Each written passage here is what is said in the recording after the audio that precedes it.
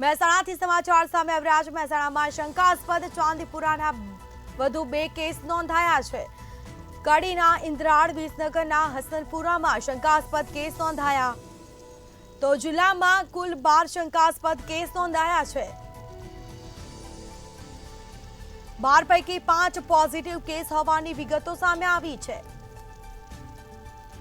તો ઇન્દ્રાળ ગામના 3 વર્ષના બાળકને શંકાસ્પદ ચાંદીપુરાના લક્ષણો જોવા મળ્યા છે। તો હસનપુરમાં 10 વર્ષની બાળકીને શંકાસ્પદ વાયરસ, જેમાં કડીના ઇન્દ્રાળ, વિસનગરમાં હસનપુરમાં શંકાસ્પદ ચાંદીપુરાના કેસ નોંધાયા છે। તો જિલ્લામાં કુલ 12 શંકાસ્પદ કેસ નોંધાયા છે। તો સમાચાર પ્રાપ્ત થયા છે। 12 પૈકી 5 પોઝિટિવ કેસ હોવાની વિગતો પણ સામે આવી છે। તો વધુ વિગતો સાથે સંવાદદાતા અલ્પેશ પટેલ ફોન લાઈન પર જોડાઈ ગયા છે। જી, મહેસાણામાં વધુ 2 શંકાસ્પદ ચાંદીપુરાના કેસ નોંધાયા છે।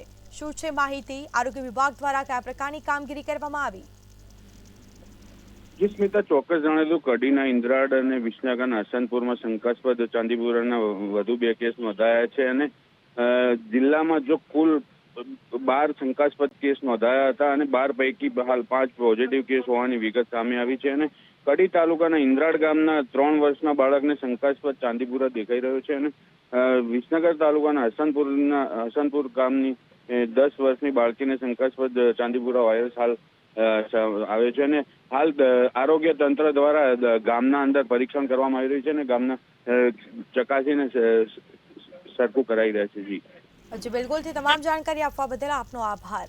તો જિલ્લામાં કુલ 12 જેટલા શંકાસ્પદ કેસ નોંધાયા છે। 12 પૈકી 5 પોઝિટિવ કેસ હોવાની વિગતો પણ પ્રાપ્ત થઈ છે। તો ઇન્દ્રાળ ગામના 3 વર્ષના બાળકને શંકાસ્પદ ચાંદીપુરાના લક્ષણો જોવા મળ્યા છે।